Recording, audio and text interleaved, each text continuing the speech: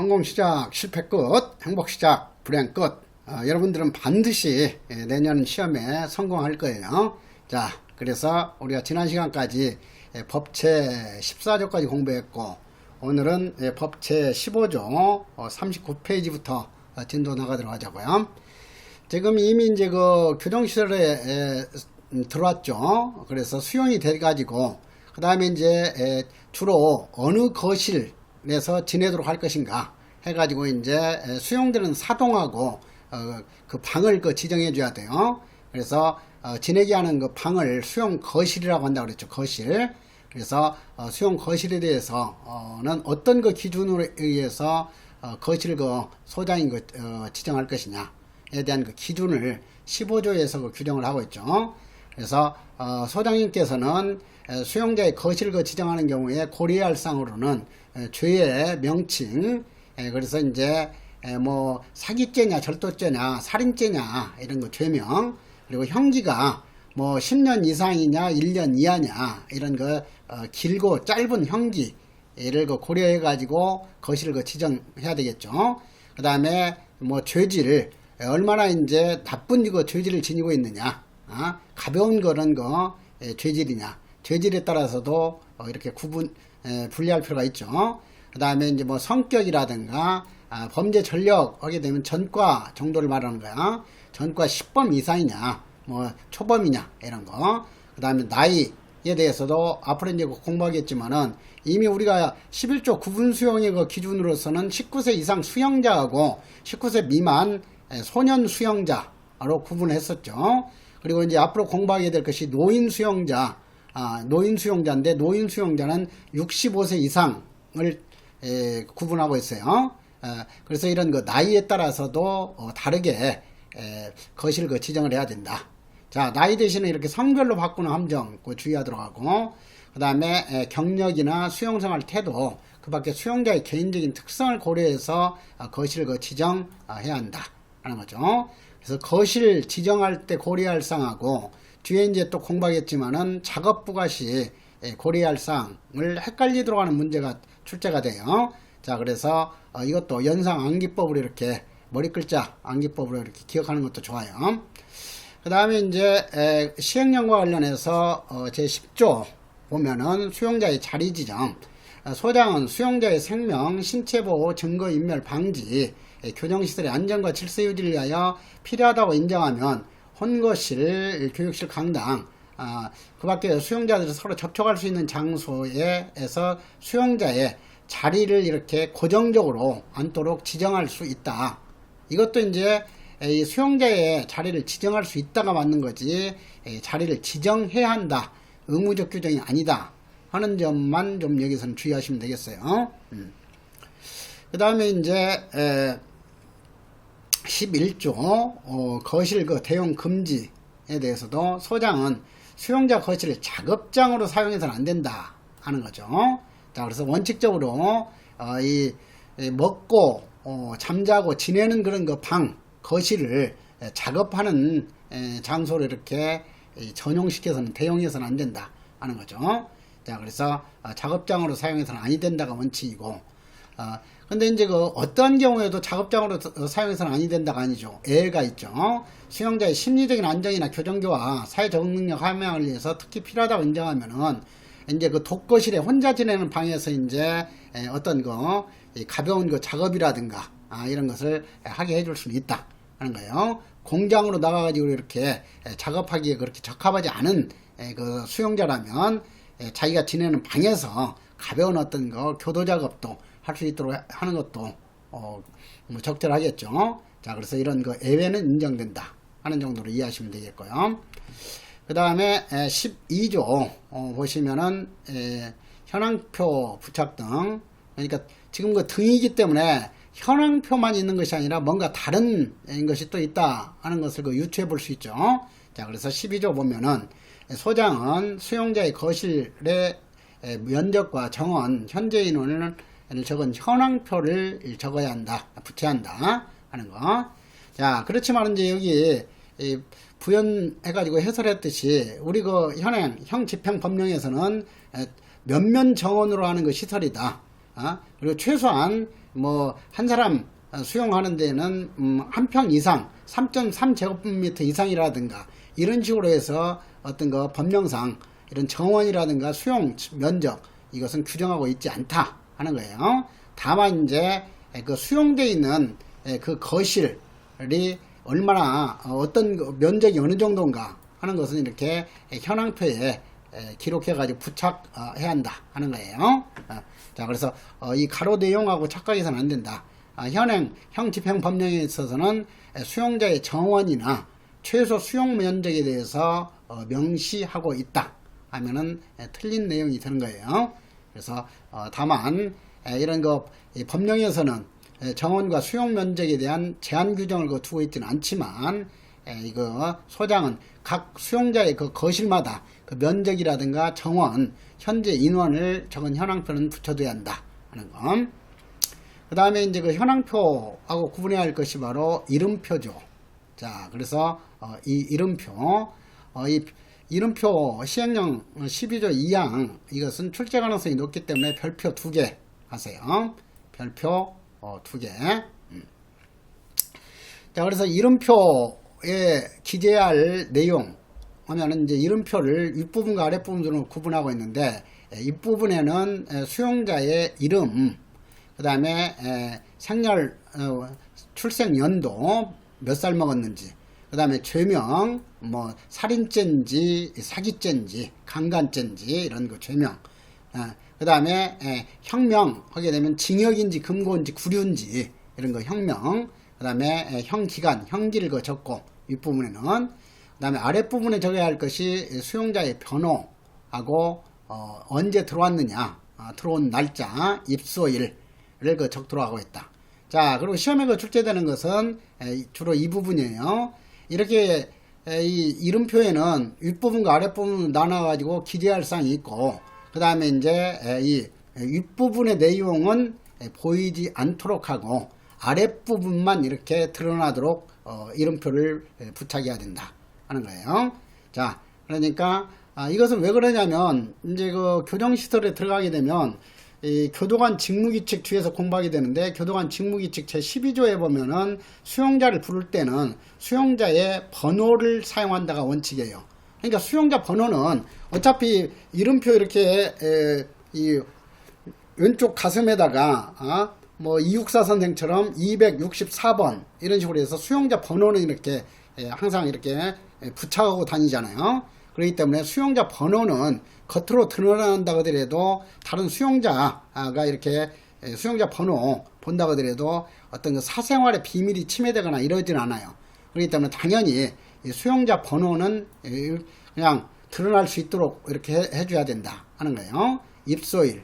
그래서 이 수용자 번호와 입소일은 어디에다 적는다? 아랫부분에 적고, 아랫부분은 보일 수 있도록 해주고, 윗부분 이름이라든가 출생연도라든가 죄명이라든가 형명, 형기 이런 것은 보이지 않도록 이렇게 가려서 이름표를 거실 앞에다가 부착해야 된다 하는 거죠. 자, 그래서 이것을 윗부분과 아랫부분을 이렇게 바꿔서 함정으로 출제를 하니까 이것은 그렇게 연상하면 돼요. 여러분들이 뭐 수용자의 어떤 그 인권이라든가 이런 것을 존중해야기는 하지만은 이렇게 올려서 이 존경하면서 존중하면서 볼 수는 없잖아요. 그러니까 그렇게 연상하자고요. 그냥 수용자는 내려다본다. 그래서 아랫부분은 볼 수 있도록 하고 윗부분은 가려가지고 보이지 않도록 해야 된다. 자, 그것을 항상 기억할 필요가 있어요. 자, 그 다음에 3항 보시면 소장은 수용자의 법령에 따라서 지켜야 할 사항과 수용자의 권리 구제 절차에 관한 사항을 수용자 거실에 보기 쉬운 장소에 붙이는 등의 방법으로 비치해야 한다. 비치할 수 있다가 아니에요. 이것도 반드시 이런 권리 구제 절차라든가 수용자가 지켜야 할 그런 규율 이런 것을 거실에다가 비치를 해야 된다 하는 거. 자, 특히 2항이 출제 가능성이 높으니까 2항은 확실하게 그렇게 기억하도록 하고요. 그 다음에 16조로 넘어가요. 16조 보시면은 소장은 법원, 검찰청, 경찰관서, 우리가 이제 앞에서 5조의 2에서부터 이렇게 봤듯이 이러한 것을 관계기관이라고 한다고 그랬죠. 그래서 소장은 이 법원, 경찰청, 경찰관서와 같은 관계기관 등으로부터 처음으로 교정시설로 수용되는 사람, 처음으로 그 수용되는 사람을 새로 올 신자, 들어올 입자 해가지고 신입자라고 하는 거예요. 신입자. 그래서 이 신입자라는 용어도 많이 써요. 그래서 외부에서 뭐 경찰서에 이렇게 유치장이 들어있다가 아니면 법원에서 이렇게 심리를 받다가 법정 구속이 된다든가 이렇게 해가지고 이 교정시설로 들어오는 사람을 신입자라고 하는데, 신입자에 대해서는 집행주의서, 재판서, 그 밖에 수용에 그 필요한 서류를 조사한 후에 수용한다. 그래서 이런 그 서류들을 법정 서류라고 하는데, 법정 서류를 구비하고 있는지 여부를 파악해가지고 법정 서류를 구비한 사람만 수용하는 거, 이것을 이제 형식적 수용 요건을 충족하는 것이다, 이렇게 설명을 해요. 그래서 실질적 수용 요건하고 형식적 수용 요건에 대해서는 이론에서 공부를 했었죠. 자, 그래서 이런 그 형식적인 수용 요건이 구비됐을 때에 수용할 수 있는 것이지, 이런 그 서류 어느 한 가지라도 빠뜨려져 있으면은 형식적 수용 요건이 구비되어 있지 않기 때문에 수용할 수 없는 것이다. 그래서 이런 거 법정 서류가 미비된 상태에서 수용하게 되면 이것은 불법한 수용이 된다 하는 거예요. 그래서 16조 1항은 이런 거 신입자에 대해서는 이 집행주의서, 재판서, 그 밖에 필요한 서류를 조사한 후 수용하도록 규정하고 있다 하는 것을 좀 기억할 필요가 있죠. 자, 그 다음에 이제 시행령 보시면은 13조에 신입자의 그 인수에 대해서, 자, 이 신입자의 인수 이 부분도 출제가 종종 되는데 헷갈리기가 쉬워요. 그래서 별표 하나 하세요. 그래서 1항 소장은 법원, 검찰청, 관계기관 등 경찰관서 등으로부터 처음으로 교정시설에 수용된 사람 신입자를 법으로서 지금 이렇게 처음으로 교정시설에 수용되는 사람을 신입자라고 한다, 이렇게 개념 정의를 해놓고 있어요. 그래서 그 신입자 개념 다시 한번 법률적으로 정의된 개념이다. 그래서 신입자를 인수한 경우에는 호송인, 그러니까 이제 그 교정시설로 이렇게 데려온 사람을 호송인이라고 하죠. 그러니까 이제 그 경찰서 유치장에 갇혀 있다가 이렇게 교정시설, 교도소나 구치소로 이렇게 데려오는 사람은 경찰관이 되겠죠.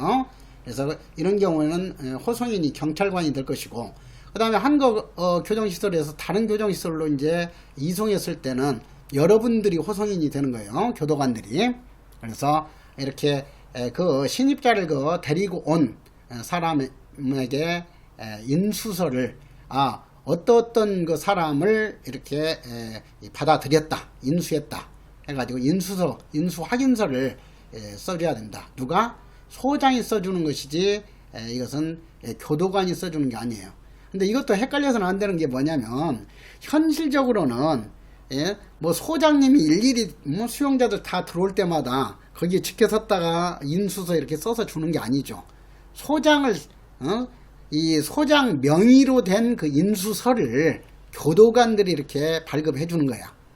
그렇지만 이제 이 법률에 있어서는 이 인수서를 이제 법률적으로 써주는 주체는 소장이지 이 교도관 명의로 써주는 게 아니다, 이런 의미로 이해하시면 되는 거예요. 그러니까 이렇게 인수서를 써줘야 된다 했을 때 현실적으로 소장이 직접적으로 그 호송인한테 일일이 인수서를 이렇게 써서 주는 것은 아니다, 이런 것을 좀 이해할 필요는 있어요. 자, 그러니까 어떤 그 서류 발급하는 데 있어서는 당연히 외부기관에, 외부 사람들에게 서류 발급할 때는 관계기관, 기관장인, 소장 명의로 써준다 하는 의미예요. 자, 인수서를 써줘야 된다.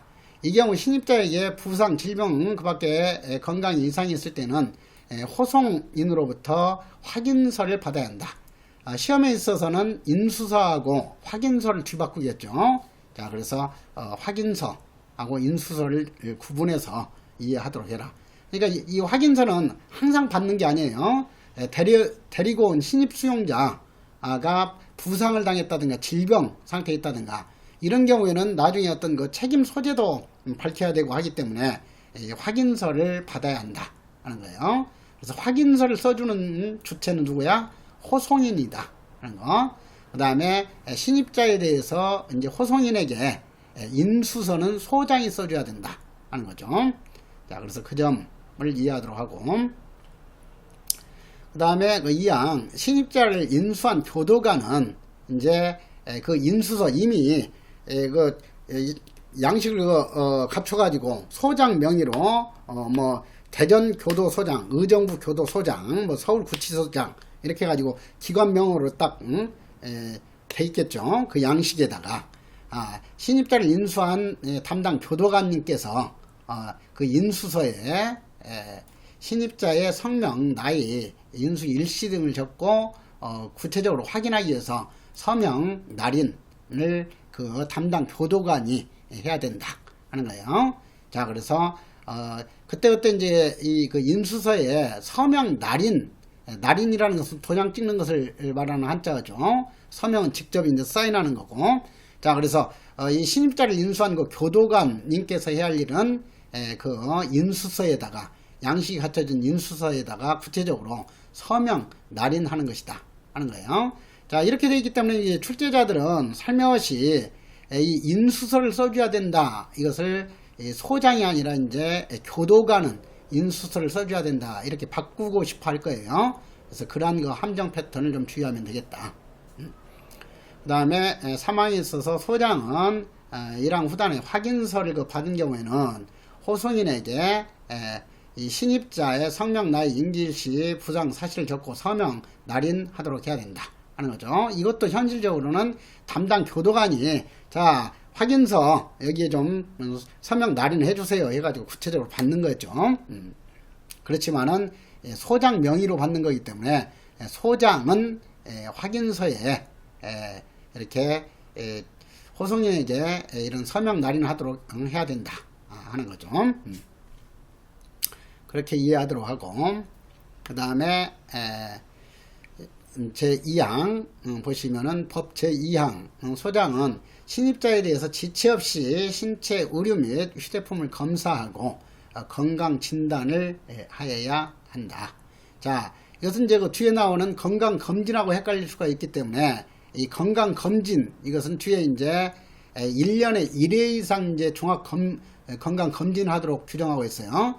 그래서 이 신입자에게 뭐 어디 뭐 감기에 걸려 있는지 어떤 거 건강 상태인지 기본적으로 이렇게 체크하는 것이 건강 진단이죠.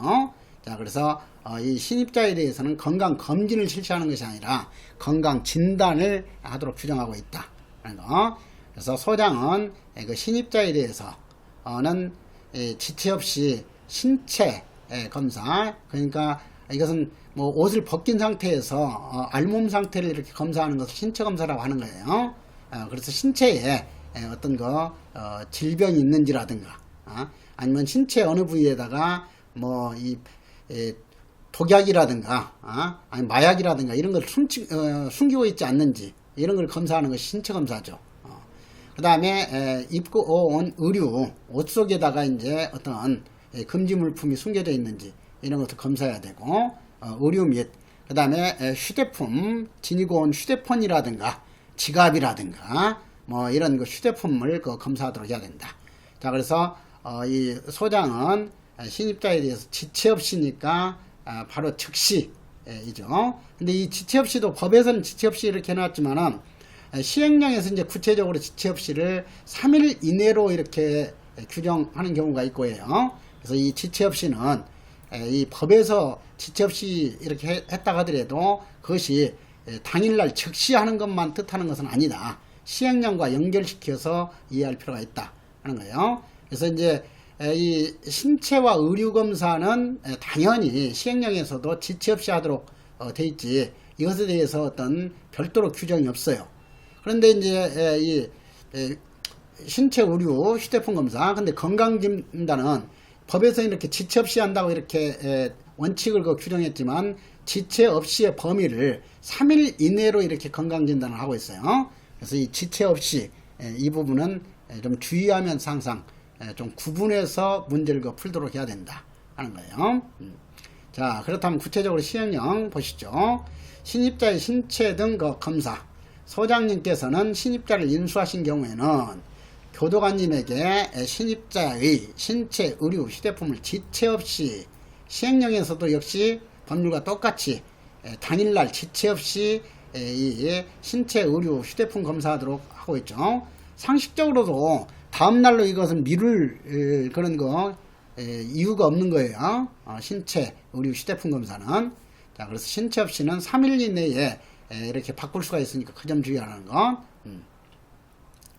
그 다음에 그 15조에 있어서 신입자의 건강 진단은, 신입자의 건강 진단은 수용된 날로부터 3일 이내로, 그러니까 이제 법에서는 지체 없이로 해놨지만은 이 지체 없이의 그 시간적인 범위를 구체적으로는 건강 진단의 경우는 3일까지 여유를 주고 있다 하는 거죠. 그래서 건강 진단은 원칙적으로 3일 이내에 해야지, 뭐 2일 이내 또는 5일 이내로 이렇게 숫자 바꾸겠죠. 그래서 3일 이내에 해야 한다 하는 거. 다만 휴무일이 연속되는 부득이한 경우, 자, 그래서 이제 뭐 금요일 날 입소를 했는데 이 금요일, 토요일, 일요일은 이제 휴무일이니까 당연히 쉬는 거죠. 이런 경우에 그 다음에 이제 또 뭐 이거 황금 연휴가 돼가지고 화요일까지 이렇게 계속 그 휴일로 돼 있다 하게 되면은 이런 경우에는 3일 이내를 그대로 지킬 수가 없잖아요. 그래서 이런 경우에 휴무일이 연속되는 부득이한 사정이 있는 경우에는 반드시 3일 이내에 건강진단을 실시해야 되는 것은 아니다 하는 거예요. 원칙적으로는 건강진단은, 신입자의 건강진단은 3일 이내이지만 휴무일이 그 연속되는 경우라든가 이런 경우에는 3일 범위를 벗어나서도 건강진단을 실시할 수는 있다 하는 거. 자, 그래서 15조에 있어서는 건강진단 3일 이내이지 5일 이내가 아니다 하는 것을 확실하게 알아두고, 그 다음에 목욕도 지체 없이 실시하는 것이지 목욕을 뭐 다음날 실시하게 한다든가 이렇게 하는 경우는 상식적으로도 맞지 않죠. 자, 그래서 소장은 신입자에게 질병이나 그 밖에 부득이한 사정이 있는 경우가 아니면은 원칙적으로 지체 없이 당일날 목욕하게 해야 된다 하는 거예요. 그래서 뭐 특별한 이렇게 이 시행령에서 별도 규정이 없으면 지체 없이는 당일날을 말하는 거야. 그날 즉시 해야 된다 하는 거. 그러니까 그날 즉시 하도록 해야 되는 것은 신입자에 대해서 신체, 의류, 휴대폰 검사와 목욕 실시는 당일날 지체 없이 실시해야 되고, 건강진단은 원칙적으로 3일 이내에 실시하도록 규정하고 있다. 이렇게 대비시켜서 이해하도록 하세요. 그 다음에 17조를 보시면 신입자의 신체 특징 기록 등, 소장은 신입자의 키, 용모, 흉신, 문터 등 신체 특징과 가족 등 보호자의 연락처를 수용 기록부에 기록해야 되며, 당연히 이제 기록은 구체적으로 이 교도관님들 여러분들이 하는 거야. 그렇지만은 그 소장 명의로 하는 거죠, 이것도. 자, 그래서 소장은 수용 기록부에 기록해야 되고 이렇게 되어 있는 거야. 그 다음에 교도관이 업무상 필요한 경우가 아니면은 이를 열람하지 못하도록 해야 한다. 자, 이것을 이제 업무상 필요하면 소장의 허가를 받을 필요가 없이 열람할 수 있어요. 그렇기 때문에 소장의 허가를 받은 경우가 아니면 이렇게 하면 틀린 선지가 되는 거죠. 그래서 이런 것은 헷갈리기가 쉬우니까, 이거 업무상 필요한 경우가 아니면은 열람하지 못하도록 해야 된다를 소장의 허가를 받은 경우가 아니면 열람하지 못하도록 해야 된다, 이렇게 바꿀 가능성이 있다. 이렇게 대비시키면서 파악할 필요가 있겠죠. 자, 그 다음에 이제 이 항에 있어서는 이입자 개념을 정의를 하고 있죠. 이입자, 신입자에 대해서 이입자. 자, 여기서 이자라는 것은 뭐예요? 옮길 이자예요. 들어올 입자. 다른 교정시설에서 옮겨서 들어온 사람, 이 뜻이잖아요. 이입자. 자, 그래서 그대로 풀면은 소장은 신입자 및 신입자와 다른 교정시설로부터 이송되어 온 사람, 즉 이입자에 대해서 수용자 번호를 지정하고, 자, 수용자 번호는 그러니까 예를 들면 이제 서울 동부 구치소에서 이제 이 안양교도소로 이렇게 이송이 됐다 하게 되면은 이 남부 구치소에 수용됐을 때는 이육사였지만은 안양교도소 갔을 때는 238 이렇게 바뀔 수가 있는 거니까 당연히 이 신입자뿐만 아니라 이입자에 대해서도 수용자 번호를 새로 지정을 해야 된다 하는 거예요. 자, 그러니까 여기에서 이제 구분해야 할 것이 뭐가 되겠어요, 여러분들? 그렇지. 신입자에게만 해당하는 내용하고 이제는 이입자에게도 해당하는 내용, 이것을 구분해서 기억을 해야 된다. 그러니까 신입자와 이입자에 대해서 목욕을 실시해야 된다. 맞아요, 틀려요? X지. 목욕은 신입자에 대해서 말하는 거고, 그 다음에 의류검사, 신체검사, 휴대폰 검사도 당연히 신입자에게만 하는 거죠. 이미 이제 교정시설에 들어오게 되면 이미 1차적으로 어때요? 옷에 지니고 있는 물품, 의류검사, 휴대폰 검사, 신체검사까지 다 해가지고 그 입고 온 옷은 벗으라고 해가지고 보관시키고, 그 다음에 이제 수용자용 의료로 갈아입히잖아요. 그러니까 이제 한번 어느 구치소나 교도소에 있다가 다른 교도소나 구치소로 이렇게 옮겨간다 하더라도 별도로 이렇게 신체검사, 의류검사, 휴대폰 검사, 목욕 실시 이런 걸 할 필요가 없는 거야. 그렇죠? 그러니까 이 신입자에게만 해당하는 내용하고 이입자에게까지 적용되는 그 사항, 이것을 구분할 필요가 있다. 근데 수용자 번호는 당연히 한 시설에 있다가 다른 시설로 가면은 똑같은 번호를 그대로 쓸 수가 없잖아. 이미 그 번호는 다른 수용자에게 부여되어 있는 경우가 대부분이니까. 자, 그래서 수용자 번호는 새로 지정하는 것은 신입자뿐만 아니라 이입자에 대해서도 해야 된다. 자, 그 다음에 수용자 번호를 지정하고 수용 중 번호표를 상의에 오른쪽 가슴, 자, 이 상의에 오른쪽 가슴에 붙이게 해야 된다. 이렇게 바꾸는 함정이 출제될 수 있겠죠. 자, 왼쪽 가슴에 붙이는 것이 원칙이다 하는 거예요. 자, 이것도 이렇게 연상하시면 돼. 대부분 이제 오른손잡이기 때문에 오른쪽으로 해가지고 왼쪽에 붙이기가 쉽구나. 그래서 왼쪽에 붙이도록 법령에서 규정했구나. 이렇게 연상을 하세요. 그래서 왼쪽, 오른손잡이가 왼쪽에 붙인다. 이렇게. 그러니까 이런 것은 뭐 출제하기가 아주 쉽기 때문에 이렇게 잘 바꿔서 출제를 해요. 자, 그래서 17조 2항도 여기에 별표 하나 하시고요.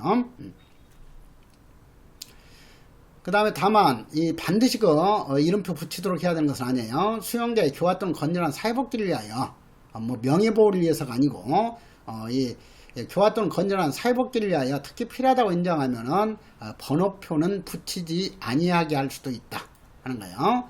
반드시 번호표를 왼쪽 가슴에 붙이도록 해야 되는 것은 아니다 하는 거. 근데 붙이지 않게 하는 그런 사유가 뭐냐, 요건이 수용자의 교화 또는 건전한 사회복귀를 위해서 특히 필요한 경우라고 인정하면은 번호표를 붙이지 아니할 수 있다 하는 거. 자, 그래서 붙이지 않냐 할 사유를 이렇게 바꾸는 문제가 출제가 될 수 있으니까 그 점까지 주의하도록 하고요.